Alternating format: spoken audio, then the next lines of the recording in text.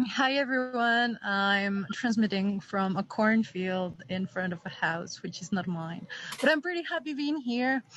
I'm from Ecuador. I live in I'm from Ambato, which is like a small town in the center of Ecuador, and then I study arts, visual arts in University of Arts of Ecuador, which is like in Guayaquil, but right now I'm in the north part of the country because I was just getting out of residency, like an artistic residency, and I came up with cool new stuff, hopefully.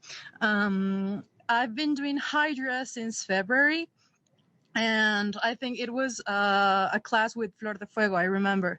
And I learned a lot. Thank you very much, Flor.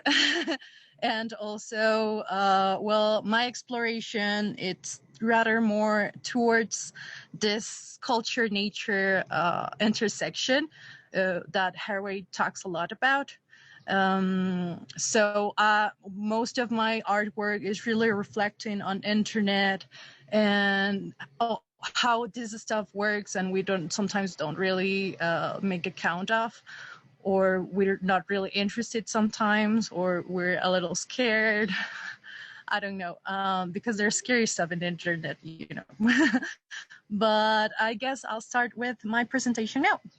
I have a couple things I've made in Hydra. Here's like my portfolio, and here we go. Sorry, I'm going to hide so I can't present.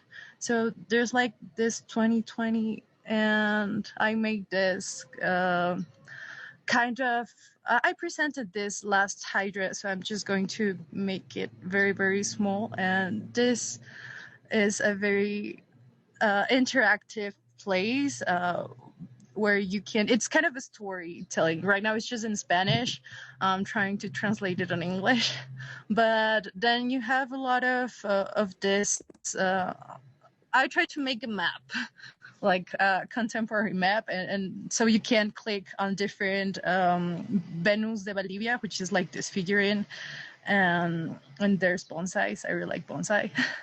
So you can click in any of those, and then you're into, like, you get into a maze. So the thing is that you have to explore, and there's some Hydra codes, and it's also some writing. But you can play with Hydra because it's encrusted. So you can just type on some numbers and maybe delete some others and see what images there's hidden over there. And yeah, so there's a volcano, because here in Ecuador there's like a goddamn ton of volcanoes. Like a lot, sincerely. So can you see, like, I guess I'm going to share again because I have to share sound. Okay, here we go. Sorry.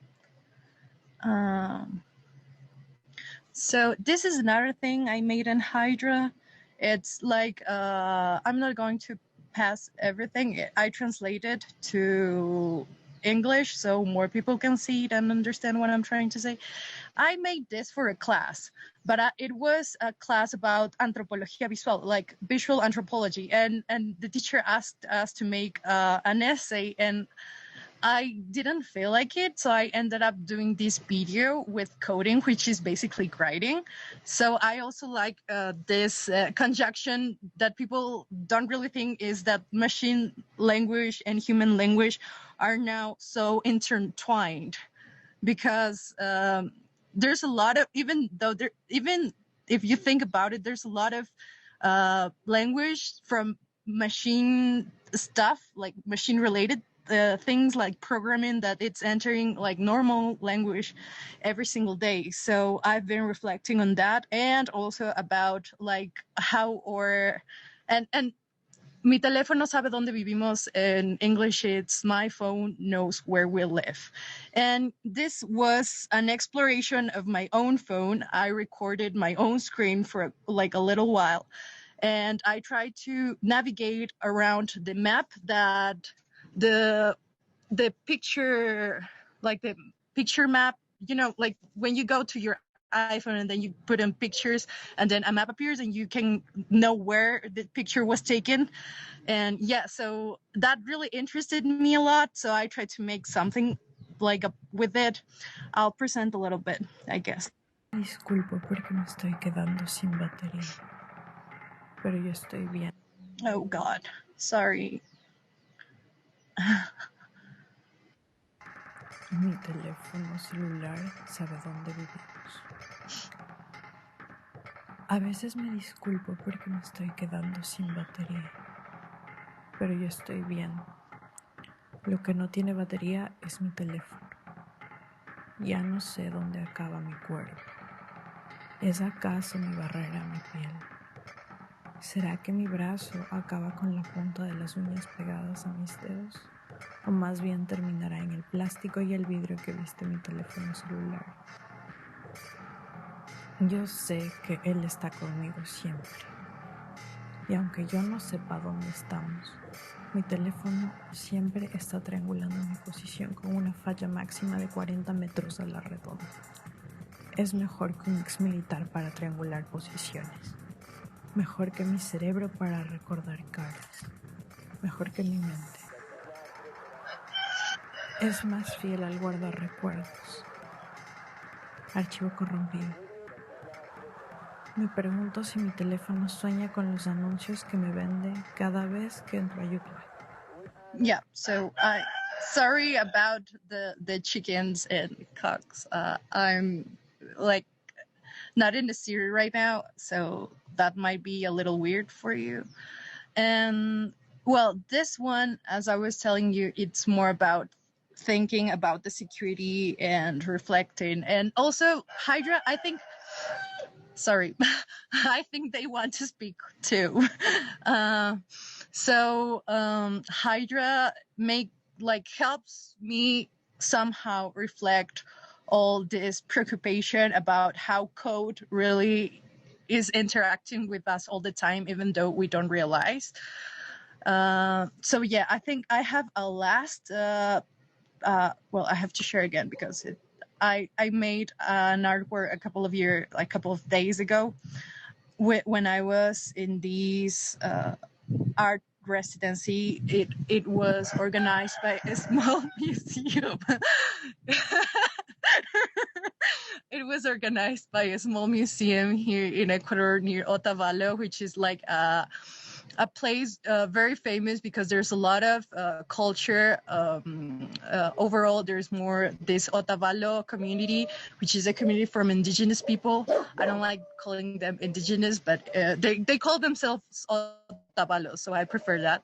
And well, the thing is that this place really made me change my mind about a lot of things I thought about code. And I even questioned myself if it is like the most green way to express myself, because I'm also very interested in in this thing we call nature. So I was wondering, and I have a friend which is part also of our collective. It's called Transhumanes. And well, I ended up reflecting that maybe code it's not the best as for creating or having a less carbon footprint. Is that how you call it in English? Like carbon footprint? Okay. So because a friend of mine did this amazing thing with vegetable colorings, like with beetroot and berries, and so she made an amazing artwork. So I felt really inspired by that, and I decided I took my projector to the middle of well, to the middle of a forest, and I decided to project a little bit of hydra to see what could happen. So I'm going to like share some results with you, I guess. Oh God. Where's the... Oh, it's well, oh God. Oh, here's it. Sorry. I gotta share again. Okay, there we go. A friend of mine helped me out with this sound. I'm not a musician. I respect them very much.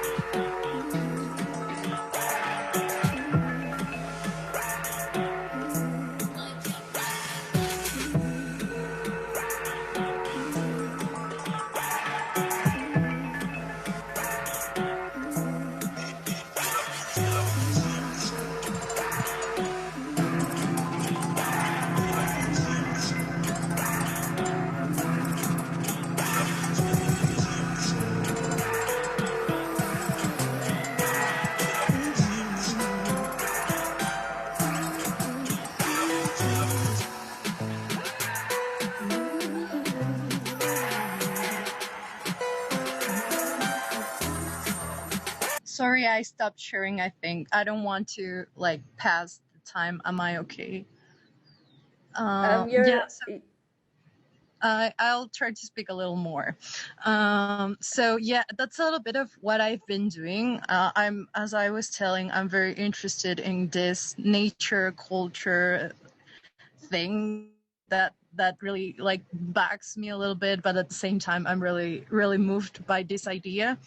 So yeah, that's why I decided to show you the cornfield. Yes, so that's a little bit of it. Thank you very much. Thank you so much, Lupita. It was so amazing. Oh, sorry. The last video, it's not available yet, and I think it will be in a. Well, I just sent it yesterday to a presentation. I don't know. Well, a convocatoria, like when an open call. That's it, like an open call. So hopefully we will see if that goes. If not, then I'll upload it to YouTube, and then you can guys go watch it. So that's it.